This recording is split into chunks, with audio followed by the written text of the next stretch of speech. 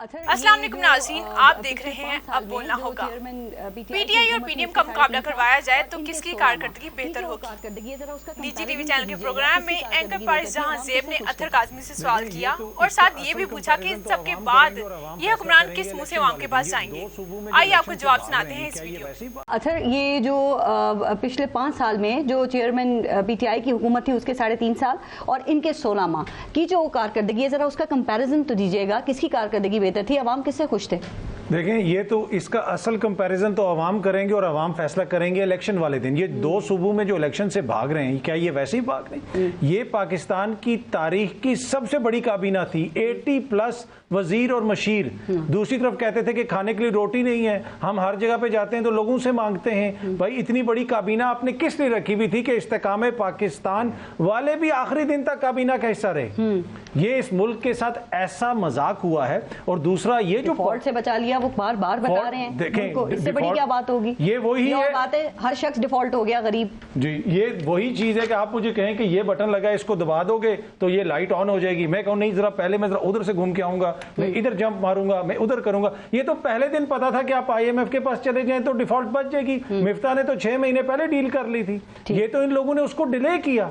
या तो होता ना कि अपनी शराइत पे IMF से कुछ ये मनवाते, इन्होंने आखिरी दिन तक जो अरकान पार्लियामेंट थे उनको रोक के रखा। स्पेशल फ्लाइट चलाई गई हज पे जाने के लिए, उनको डिले करवा दिया कि जनाब क्योंकि IMF की अब ये शर्त है, हमने ये बजट के अंदर ये तब्दीलियां करनी है। तो इन्होंने तो हर एक उनकी शर्त मानी। लेकिन ये जो डिफॉल्ट से बचा लिया का क्रेडिट ले रहे हैं, तो शहबाज शरीफ साहब तो कहते हैं कि वो भी कोशिशें थी आर्मी चीफ की, वो उनको क्रेडिट दे रहे हैं। तो ये वो ठीक बात है, ये किस मुंह से आवाम के पास जाएंगे, क्या कारकर्दगी बताएंगे? नहीं, देखें, जहां तक आर्मी चीफ का ताल्लुक है, जो पिछली दौरे हुकूमत था खान साहब का, क्या बाजवा साहब जाके नहीं करते?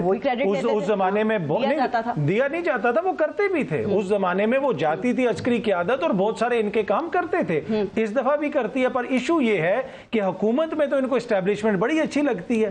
जो ही अब ये लोग उतरेंगे ना, आप यकीन कीजिए, 2 महीने दीजिए, बस 2 महीने, यही एस्टेब्लिशमेंट इनको एकदम से इसके ऊपर इनको इतराजात आ जाएंगे। अभी ये कह रहे हैं कि जनाब वो हर काम में हमारी मदद कर रहे हैं और वो करते भी हैं। जो उनका काम नहीं भी होता उसमें भी वो इनकी मदद करते हैं। लेकिन इसमें इशू ये है, जो मौशी पॉलिसियां ना इस वक्त मुल्क के अंदर, वो नवाज शरीफ की राइज है।